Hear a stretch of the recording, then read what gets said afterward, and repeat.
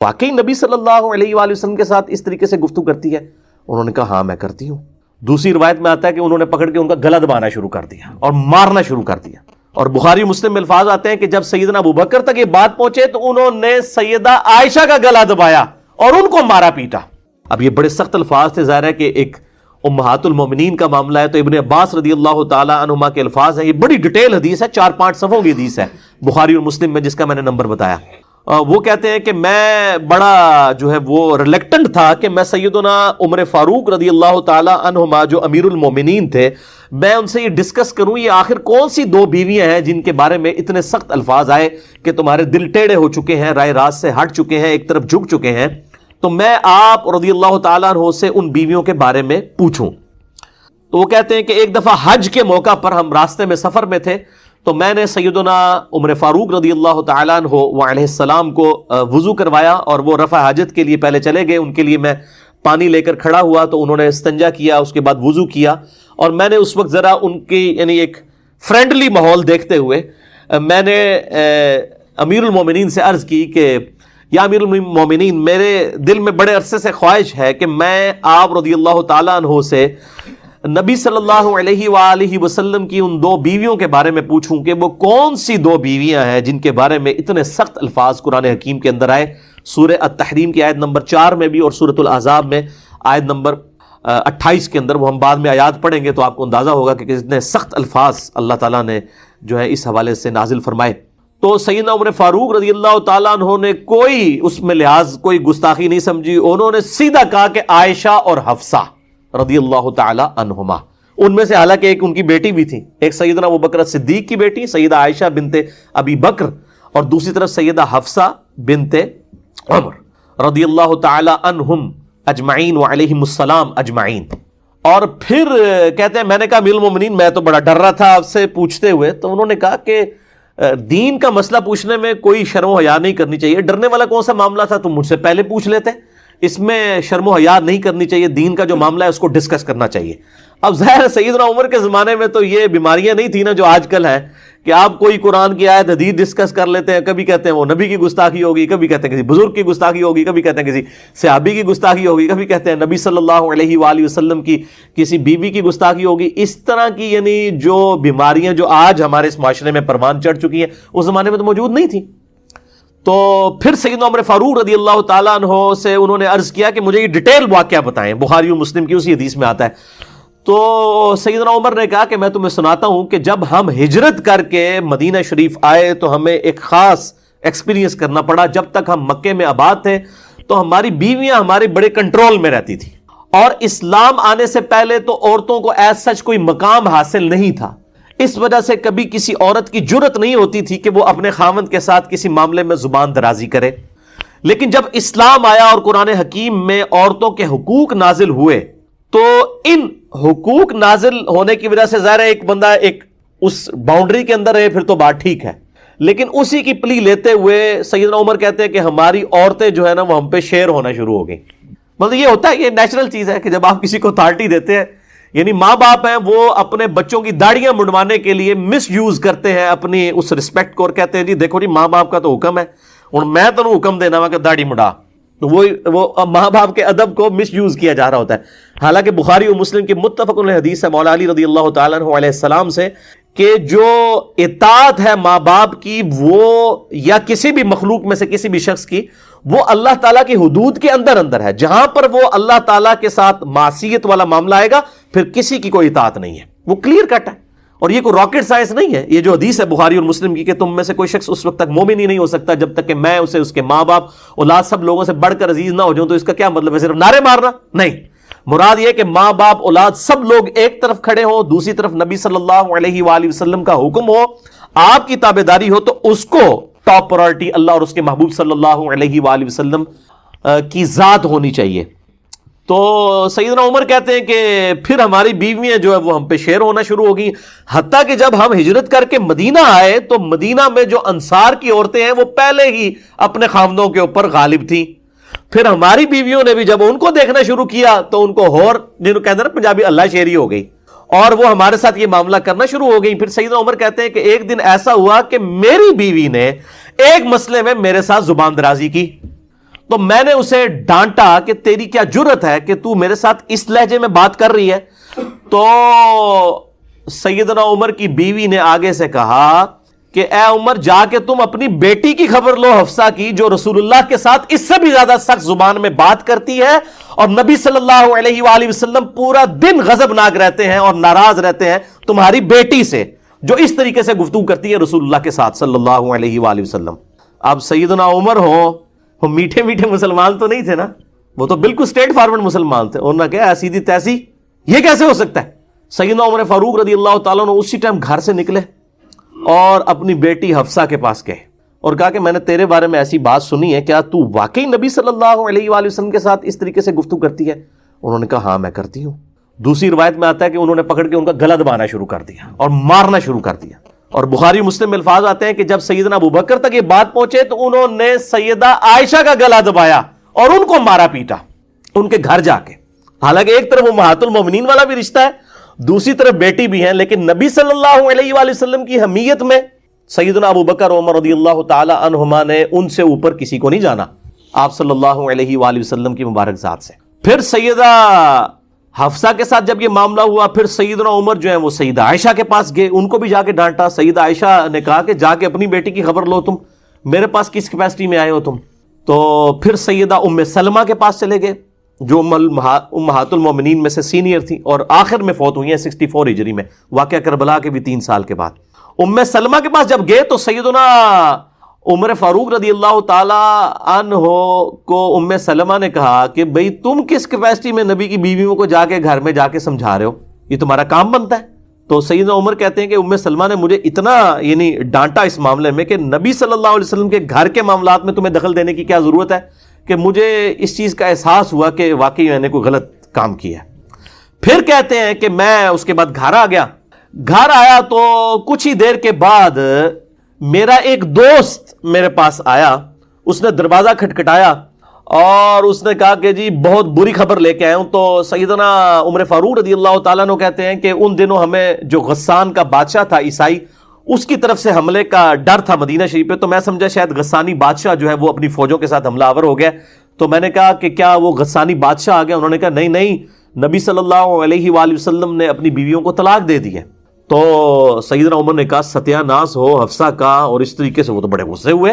انہوں نے اتنے سخت لفظ استعمال کیے کہ مجھے تو پہلے ہی ڈر تھا کہ یہ جس طریقے سے نبی صلی اللہ علیہ وآلہ وسلم سے ضرورت سے زیادہ نان و نفقہ ڈیمانڈ کرتی ہیں اور آپ صلی اللہ علیہ وآلہ وسلم کے ساتھ زبان والا معاملہ کرتی ہیں، تو یہ تو بڑا سخت معاملہ ہو جائے گا. تو انہوں نے کہا میں تو حفصہ ہلاک ہو گئی. سیدنا عمر فاروق رضی اللہ تعالیٰ عنہ وہاں سے نکلے اور سیدہ حفصہ کے پاس پہنچے. وہاں پہ سیدنا ابوبکر صدیق بھی کھڑے ہوئے تھے اور لوگ زارو قطار اس معاملے میں پریشان تھے، رو رہے تھے، اور کہ بھئی نبی صلی اللہ علیہ وسلم اپنی بیویوں سے الگ ہو گئے. آپ صلی اللہ علیہ وسلم اپنے گھر کی جو اوپر والی چھت ہے اس کے اوپر جا کے بیٹھ گئے. اور سیدنا عمر فاروق رضی اللہ تعالی عنہ اسی طرق میں آتا ہے طریق میں صحیح مسلم کے کہ جا کے انہوں نے سیدہ حفصہ کو بھی مارا اور سیدنا ابوبکر صدیق نے جا کے سیدہ عائشہ کو مارا کہ تم نے اس طریقے سے حرکت کیوں کی ہے. اور پھر سیدنا عمر جو ہے اجازت لے کے نبی صلی اللہ علیہ وسلم کی خدمت میں حاضر ہوئے، سیڑھیاں چڑھ کے اوپر گئے اور انہوں نے جو گھر کا نقشہ کھینچا ہے، یقین کریں انسان کی آنکھوں میں آنسو آ جاتے ہیں. گھر میں کوئی بھی چیز نہیں سوائے ایک چمڑے کا تکیہ جس کے اندر کھجور کے جو ہے وہ پتے بھرے ہوئے ہیں، اور آپ صلی اللہ علیہ وسلم نے ایک تہمت پہنی ہوئی ہے، اوپر بھی کوئی چادر نہیں ہے نہ کوئی قمیض ہے، اور ایک کھجور کی چھال کے اوپر آپ صلی اللہ علیہ وسلم لیٹے ہوئے ہیں. آپ کے جسم مبارک کے اوپر بھی جو ہے وہ اس کھجور کی چھال کے نشان ہے. اور سیدنا عمر نے دیکھ کے رونا شروع کر دیا اور کہا یا رسول اللہ صلی اللہ علیہ وسلم، یہ دنیا کے بادشاہ جو ہیں کیسر و کسرا جو ہیں وہ اتنے بڑے مزے لوٹ رہے ہیں اور آپ اللہ کے نبی ہو کے اس حالت میں. تو سیدنا عمر سے آپ صلی اللہ علیہ وسلم نے فرمایا کہ عمر لگتا ہے کہ دنیا کی حقیقت تم پہ ابھی تک نہیں کھلی. کیا تم اس بات پر راضی نہیں ہو کہ کیسر و کسرا دنیا کے مزے لوٹیں اور ہم آخرت کی سعادت؟ بس یہ آخری حصہ ہی ہماری حدیث کی کتابوں میں لکھا جاتا ہے، یہ پوری حدیث اس طرح ہے بخاری اور مسلم کی. بہرحال پھر انہوں نے سیدنا عمر کہتے ہیں کہ نبی صلی اللہ علیہ وآلہ وسلم انتہائی غمناک تھے، تو میں نے کوشش کی کہ میں کوئی ایسی بات کروں کہ آپ کو ہنساؤں. تو پھر کہتے ہیں کہ میں نے آپ صلی اللہ علیہ وآلہ وسلم سے وہ سارا قصہ بیان کیا اور میں نے کہا یا رسول اللہ دیکھیں جب تک ہم مکے کے اندر تھے ہماری بیویوں کی جرت نہیں ہوتی تھی کہ وہ ہمارے ساتھ زبان درازی کریں. جب ہم مدینے میں آئے ہیں اور یہاں پہ بھی انصار کی عورتوں کو دیکھ کے ہماری بیویاں بھی مطلب وہ اس طریقے سے زبان درازی کرنا شروع ہو گئی ہیں، اور یہ نبی صلی اللہ علیہ وسلم یہ جب باتیں سنی تو آپ صلی اللہ علیہ وسلم ہلکے سے مسکرائے، یعنی ان کی ان باتوں کی وجہ سے کہ بھئی یہ تو ریئلٹی بیان کر رہا ہے، ایسا ہی ہوا ہے۔ اور پھر اسی طریقے سے پھر انہوں نے بتایا کہ میں نے تو اس طرح کیا حفصہ کے ساتھ، اور پھر میں جو ام سلمہ کے پاس گیا تو ام سلمہ نے مجھے کہا کہ تجھے کیا ضرورت تھی نبی کے گھر میں دخل دینے کی؟ تو پھر سیدنا عمر کہتے ہیں کہ مجھے بڑی شرمندگی ہوئی، تو اس بات پہ بھی نبی صلی اللہ علیہ وآلہ وسلم بڑے مسکرائے کہ شرمندگی اس بات پہ کہ میں نے اپنی بیٹی کو کیوں مارا ہے جا کے، یعنی نبی صلی اللہ علیہ وسلم اس بات پہ مسکرائے کہ یعنی نبی صلی اللہ علیہ وسلم کی مبارک یعنی عزت کا اس قدر سیدنا عمر کو خیال ہے کہ انہوں نے اپنی بیٹی کو مارا، اور پھر مارنے کے بعد حالانکہ مارنا باپ اپنی بیٹی کو مار رہا تھا، لیکن اس کے بعد ان کو اس چیز کا احساس ہوا کہ مجھے یہ کام نہیں کرنا چاہیے تھا۔ نبی صلی اللہ علیہ وآلہ وسلم نے بعض معاملات کے اندر جو ہے وہ مطلب مسکراہٹ کا اظہار فرمایا اور ساتھ ساتھ اپنا سر مبارک بھی ہلایا۔ پھر یہ ساری تمہید بنا کے نبی صلی اللہ علیہ وآلہ وسلم سے سیدنا عمر نے پوچھا یا رسول اللہ صلی اللہ علیہ وآلہ وسلم کیا آپ نے اپنی بیویوں کو طلاق دے دی ہے؟ تو آپ صلی اللہ علیہ وآلہ وسلم نے فرمایا کہ میں نے طلاق نہیں دی ہے، میں نے ان سے علیحدگی اختیار کر لی ہے 1 مہینے کے لیے، اور وہ 1 مہینے تک کے لیے پھر آپ صلی اللہ علیہ وآلہ وسلم نے علیحدگی اختیار کی، حتیٰ کہ پھر سورۃ الاحزاب کی یہ آیت نمبر 28 اور 29 نازل ہوئیں، سورہ التحریم کی آیات نازل ہوئیں، جن کے اندر کیٹاگوریکل مینشن کر دیا گیا کہ اگر ہمارے محبوب صلی اللہ علیہ وآلہ وسلم کے ساتھ تم رہنا چاہتی ہو تو یہ بات یاد رکھو کہ اسی طریقے سے فقر کی زندگی گزارنی ہوگی، اور اسی طریقے سے تم نے امت کے لیے رول ماڈل بننا ہے۔ ایسا نہ ہو کہ تم نبی صلی اللہ علیہ وآلہ وسلم کے ساتھ مس بیہیو کرو، یہ بالکل نہیں ہونا چاہیے، اور اگر تم اس طریقے سے گزارا نہیں کرنا چاہتی ہو تو ہم اپنے نبی کو یہ اختیار دیتے ہیں کہ وہ تمہیں طلاق دے کے فارغ کر دے۔ اللہ تعالیٰ اپنے نبی کو تم سے بہتر بیویاں عطا فرمائے گا، تم سے زیادہ عبادت گزار ہوں گی، روزے رکھنے والیاں ہوں گی، اور ذکر کرنے والیاں ہوں گی، کنواریاں بھی ہوں گی، اور بیوہ بھی ہوں گی، اس طرح کے سارے الفاظوں میں انشاءاللہ کراس ریفرنس کے طور پہ آیات سورہ التحریم کی بھی کور کرتا ہوں۔ اور اس طریقے سے پھر نبی صلی اللہ علیہ وآلہ وسلم 29 دن جب مکمل ہوئے تو آپ صلی اللہ علیہ وآلہ وسلم اپنے گھر کی چھت سے نیچے اترے، اور پھر آپ صلی اللہ علیہ وسلم سیدہ عائشہ کے پاس آئے اور کہا کہ یہ اللہ تعالیٰ نے قرآن میں آیات نازل فرمائی ہے کہ چاہو تو میرے ساتھ رہو، ادروائز میں تمہیں آزاد کرتا ہوں، طلاق دیتا ہوں، تم چلی جاؤ۔ تو سیدہ عائشہ نے کہا کہ میرے ماں باپ آپ پہ قربان، یہ کیسے ہو سکتا ہے کہ میں آپ کے مقابلے پر دنیا کو اختیار کروں، میں اللہ، اس کا رسول اور آخرت کا گھر چاہتی ہوں۔ اور پھر آپ صلی اللہ علیہ وآلہ وسلم نے سیدہ حفصہ کے سامنے بھی یہ معاملہ رکھا، اور پھر کہا کہ اپنے ماں باپ سے مشورہ کر لو، لیکن انہوں نے کہا ہم نے مشورہ کیا کرنا ہے، ہم اللہ اور اس کا رسول اور آخرت کا گھر چاہتی ہیں۔ یہی الفاظ قرآن حکیم کے اندر موجود ہیں جو آفر دی گئی تھی۔ تو یہ میرے بھائیوں پورے کا پورا واقعہ تھا، اسے واقعہ ایلا کہا جاتا ہے۔ یہ آپ صلی اللہ علیہ وآلہ وسلم کی زندگی کا بڑا اہم ترین واقعہ ہے، اور اس کی امپورٹنس کا اندازہ آپ اس چیز سے لگائیں کہ اللہ تعالیٰ نے اس واقعے کو قرآن میں ڈسکس کیا ہے۔ احادیث میں تو اس کی ڈیٹیلز آئیں، لیکن اس کا بلو پرنٹ، ابتدائی خاکہ قرآن کے اندر من و عن اسی طریقے سے موجود ہے۔ اور یہ بڑا حیران کن معاملہ ہے کہ اللہ تعالیٰ نے اپنے محبوب صلی اللہ علیہ وآلہ وسلم کی عزت اور توقیر کی خاطر بالکل اس چیز کا خیال نہیں کیا کہ آپ کی بیویاں قیامت تک ڈسکس ہوں گی، اس حوالے سے کہ جو انہوں نے نبی صلی اللہ علیہ وآلہ وسلم کے ساتھ اس طریقے سے زبان کے معاملے میں احتیاط نہیں کی۔ اللہ تعالیٰ نے اس چیز کا خیال نہیں فرمایا، کیونکہ آپ صلی اللہ علیہ وآلہ وسلم امت کے لیے رول ماڈل ہیں۔ آپ صلی اللہ علیہ وآلہ وسلم کی بیویاں امت کی عورتوں کے لیے رول ماڈل ہیں۔ آپ صلی اللہ علیہ وآلہ وسلم کی بیٹیاں امت کی عورتوں کے لیے رول ماڈل ہیں، لہٰذا وہ اسی طریقے سے ڈسکس ہوں گی اور قیامت تک ڈسکس ہوں گی۔ لیکن ہمارے ہاں آپ کو پتہ ہے کہ خاص مکتبہ فکر ہے جن کو بچپن سے یہ پٹی پڑھا دی گئی ہے کہ آپ نے کوئی بھی بات اس طریقے سے کی جس میں انبیاء کرام علیہ السلام یا صحابہ کرام علیہ رضوان یا امہات المومنین کے بارے میں جو اللہ تعالیٰ نے قرآن حکیم میں ڈسکشن کی ہے، ان کی کمزوریوں کے بارے میں اس کو ڈسکس کرنا گستاخی شمار کیا جائے گا۔ میرا خیال ہے یہ عقیدہ پروپیگیٹ کرنا اور اس کو بیان کرنا بذات خود ہی کفر کے کیٹیگری میں لے جائے گا، کیونکہ are you trying to teach your god, کیا اپنے خدا کو آپ یہ ٹیچ کرنا چاہتے ہیں کہ قرآن حکیم میں یہ آیات کیوں نازل فرمائی؟ یہ بڑا خطرناک معاملہ ہے۔ اسی لیے میں اکثر یہ کہا کرتا ہوں کہ وہ خدا اور وہ اللہ جو انڈیا، پاکستان، بنگلہ دیش کے علماء نے اپنی پبلک کو جس کا تعارف کروایا ہے وہ خدا اور ہے، اور جو خدا قرآن اور سنت کے اندر جس کا کریکٹر آیا ہے، جس کا کردار آیا ہے، جس کی پرسنالٹی آئی ہے اللہ اور اس کے محبوب صلی اللہ علیہ وآلہ وسلم کی، وہ بالکل اور ہے۔ اسی لیے وہ جب ہم کوئی بات کتاب و سنت سے کرتے کہتے ہیں سیدھا آج تک سنی نہیں.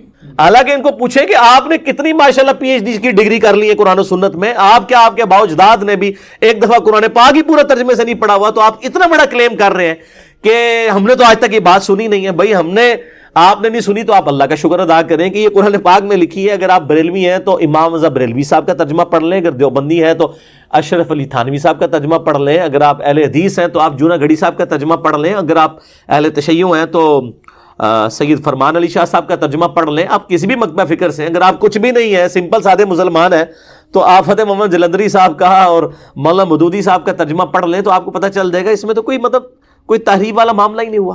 اچھا, ان آیات کے کانٹیکسٹ میں نے جو بخاری مسلم کی احادیث کے حوالے سے ڈسکشن کی ہے, تو اس سے بھی یہ بڑی بات پتہ چلی کہ قرآن حکیم کی جو آیات ہیں بعض اوقات ان کی تفصیلات کے لیے احادیث کا سہارا لینے کی ضرورت پڑتی ہے. تفصیلات کے لیے, احکامات کو سمجھنے کے لیے نہیں, جسٹ تفصیلات کے لیے. وہ تفصیلات نہ بھی ہوں تب بھی قرآن حکیم اپنے اعتبار سے ایک مکمل کتاب ہے. قرآن حکیم میں تو فائنل ڈیسیژن آیا نا کہ نبی کی بیویوں ایسا نہیں کرنا. وہ کیا واقعہ ہوا تھا وہ قرآن پاک نے ضروری نہیں سمجھا ڈسکس کرنا, اور اس کے ڈسکس کرنے یا نہ کرنے سے اینڈ رزلٹ میں کوئی فرق نہیں پڑا. اکثر یہ لوگوں کو بیماری ہو, وہ شان نزول لبو جی کیا تھا جی, شان نزول لبو, کوئی شان نزول جو بھی ہو اینڈ رزلٹ وہی ہے. ٹریفک سگنل کے لیے گرین کے اوپر چلنا اور ریڈ کے اوپر رکنا کیوں رکھا گیا, اس کا شان نزول کیا تھا ٹریفک قوانین بنانے والوں کے لیے؟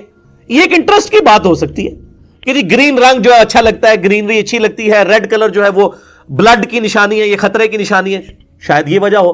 لیکن یہ وجہ کچھ بھی ہو, اینڈ رزلٹ یہ ہے کہ ریڈ کے اوپر رکنا ہے, گرین پہ چلنا ہے. اینڈ رزلٹ کبھی چینج ہوگا نہیں. اسی طریقے سے قرآن حکیم کی آیات کا جو اینڈ رزلٹ جو آیا ہے اس کے شان نزول سے اس کے اینڈ رزلٹ پہ کوئی فرق نہیں پڑتا.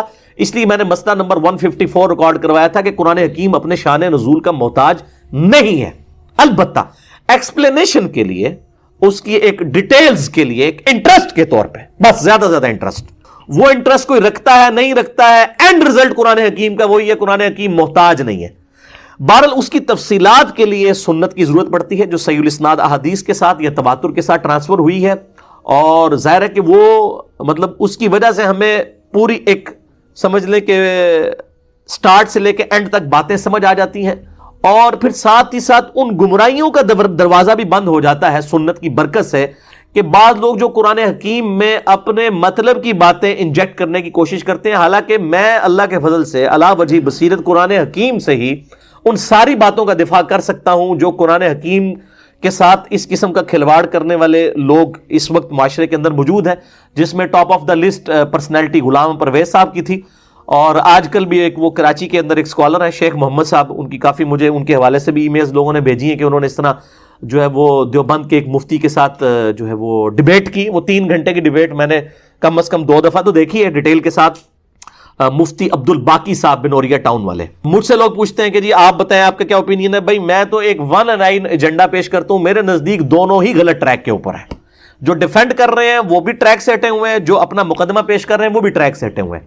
باقی رہا ان کے اوپر لیکچرز ریکارڈ کروانا اور ایک ایک چیز کو ڈسکس کرنا, تو سب سے پہلے تو وہ علماء جو مطلب آگے تعارف کرواتے ہیں کہ ہم نے جی پی ایچ ڈی کی ہے, اتنا عرصہ ہم نے قرآن پہ لگایا ہے, اور ان کو اس طریقے سے وہ بندہ بے عزت کرتا ہے ایک عام آدمی جس نے قرآن کے اوپر تحقیق کی ہے. تو اب یہ علماء کے لیے لمحہ فکری ہے نا کہ وہ کیوں بے عزت ہو رہے ہیں ان لوگوں کے ہاتھوں, تو یہ علماء خود جواب دیں نا.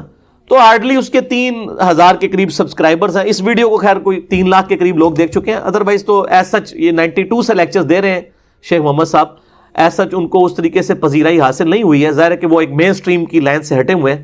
باقی جو ان کی پازیٹیو چیزیں ہیں میں اس کو انڈورس کرتا ہوں.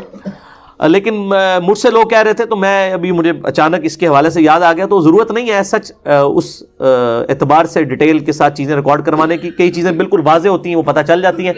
باقی انشاءاللہ تعالی ہمارے لیکچر خود بخود جواب بن جاتے ہیں ان چیزوں کے, کہ چیزوں کو کانٹیکسٹ کے ساتھ بسا اوقات تفصیلات کے لیے. میں بار بار کہوں گا, میں قرآن حکیم کو کسی حدیث کا محتاج نہیں سمجھتا ہوں as far as rules of Quran حکیم آر کنسرنڈ, اور میں اس چیز کو قرآن حکیم کی جو ہے توہین سمجھتا ہوں کہ اگر کوئی شخص کہے کہ قرآن جو ہے وہ سمجھنے کے لیے احادیث کا محتاج ہے. Not at all. تفصیلات کے لیے ایک انٹرسٹ کے طور پہ ضرور ہے, باقی قرآن حکیم میں جو رولز آئے ہیں من و ان اسی طریقے سے وہ قبول کیے جائیں گے. باقی یہ کہنا قرآن حکیم میں نماز کا طریقہ نہیں آیا، تو میرے بھائی قرآن حکیم کا ٹاپک یہ نہیں ہے نا، قرآن حکیم کا ٹاپک عقائد ہے، تو اس میں ظاہر نماز کا طریقہ تو نہیں ہوگا. ہاں رکوع کا سجود کا ذکر ہے، لیکن پورے کا پورا بلو پرنٹ تو نہیں ہوگا. وہ تو نماز کا پورا طریقہ تو کسی ایک حدیث کی کتاب میں بھی نہیں آیا. ہمیں درجنوں احادیث کی کتابوں کو جمع کر کے میں نے ریسرچ پیپر نمبر 8 لکھا ہے، مکمل نماز محمدی صلی اللہ علیہ وآلہ وسلم، 140 صحیح الاسناد احادیث کی روشنی میں صرف 4 صفحوں کے اوپر میں نے ان کو سمویا ہے. تو ظاہر ہے اس میں کم از کم 10-12 اہل سنت کی مین سٹریم کی کتابیں، بخاری، مسلم، ابو داؤد، ترمذی، نسائی، ابن ماجہ، الموطا امام مالک، المستدرک للحاکم اور مسند احمد، ان سب کو کمبائنڈ کر کے ایک پورے کا پورا ایک سٹرکچر پیش کی گئی ہے نا. تو اس اعتبار سے یہ بات نہیں کرنی چاہیے. مسئلہ نمبر 154 میرا ایک بڑا زندگی کا اہم ترین لیکچر ہے، جس میں نے بتایا کہ قرآن حکیم شان نزول کا محتاج نہیں ہے. اور باقی اسی طریقے سے بعض لوگ حضرت ابوبکر نے حضرت عمر کو کیوں خلیفہ بنایا، حالانکہ وہ حضرت علی کے گھر جا کر پریشان ہوئے تھے. خلیفہ تو نہیں حضرت عمر کو بنایا، مشورہ کیا تھا. مشورے میں صحابہ کرام نے آپ کے اوپر چھوڑا تھا کہ آپ جو ڈیسیژن کریں گے. اس کے بعد بھی فیڈ بیک لیا گیا. تو اس میں کوئی ایسا مسئلہ نہیں ہے، کسی کی خلاف ورزی نہیں ہوئی ہے. اور وہ جو آپ کہہ رہے ہیں حضرت علی کے گھر جا کے پریشان ہوئے، تو انہوں نے کہا تھا آپ نے اس امر خلافت میں ہمیں شامل کیوں نہیں کیا مشورے کے طور پر. تو حضرت عمر کو بناتے وقت مشورے کے طور پر شامل کیا گیا تھا. تمام صحابہ جو بڑے تھے ان سے پوچھا گیا تھا، تو سب نے کہا آپ مسلمانوں کے خیر خواہ ہیں، آپ جس بندے کو نامینیٹ کریں گے ہم اسے ایکسیپٹ کریں گے. جب نامینیٹ کیا پھر کتنے مخالفین اس وقت سامنے آئے تو ان کو پھر انہوں نے سیٹسفائی کیا. عمر سیریز میں پورا انہوں نے فلمایا ہوا ہے. ہاں حضرت عمر نے یہ نہیں کیا. انہوں نے کہا میں اپنے کندھوں پہ یہ بوجھ نہیں اٹھاؤں گا، میں 6 رکنی کمیٹی بناؤں گا. ٹھیک ہے. اور بلکہ بخاری مسلم میں موجود ہے، حضرت عبداللہ بن عمر کہتے ہیں کہ مسلم شریف میں ذرا تفصیل کے ساتھ ہے، یہ کیسے ہو سکتا ہے کہ کوئی گڈریا جو ہے وہ اپنی بھیڑ بکریوں کو بغیر کسی کے حوالے کیے ہوئے یوں چلا جائے. تو جب انہیں بتایا گیا کہ حضرت عمر یہ ڈیسیژن کر رہے ہیں کہ وہ معاملہ امت کے اوپر ہی چھوڑ رہے ہیں، اس آدھی روایت کو غالی رافضی اٹھاتے ہیں اور کہتے ہیں جی یہی تو ہم بھی آپ کو کہہ رہے ہیں کہ نبی الاسلام پھر کس طرح دنیا سے چلے گئے بغیر کسی کو حوالے کیے ہوئے. روایت آدھی پڑھتے ہیں، آگے موجود ہے. عبداللہ بن عمر کہتے ہیں کہ پھر جب مجھے خبر دی گئی کہ میرے والد نے کہا ہے کہ اگر میں اپنی جگہ کسی کو خلیفہ نامزد کرتا ہوں تو میں اس شخص کی سنت پہ عمل کرتا ہوں جو مجھ سے بہتر تھا، یعنی ابو بکر، اور اگر میں نہیں کرتا تو میں اس کی سنت پہ عمل کرتا ہوں جو ہم سب سے بہتر تھے، محمد رسول اللہ صلی اللہ علیہ وآلہ وسلم. تو عبداللہ بن عمر کہتے ہیں پھر مجھے پتا چل گیا کہ ہاں، کیونکہ نبی علیہ السلام کی سنت کو پرائرٹی حضرت عمر دیتے تھے، تو وہ کہتے ہیں مجھے پتا چل گیا کہ اب میرے ابا جان وہ کام نہیں کریں گے جو حضرت ابو بکر نے کیا، بلکہ وہ کام کریں گے جو نبی علیہ السلام نے کیا. ٹھیک ہے. تو سمجھ میں کسی کو فرق لگ سکتا ہے. میرے خیال ہے حضرت عمر نے جو ڈیسیژن کیا وہ بالکل درست تھا.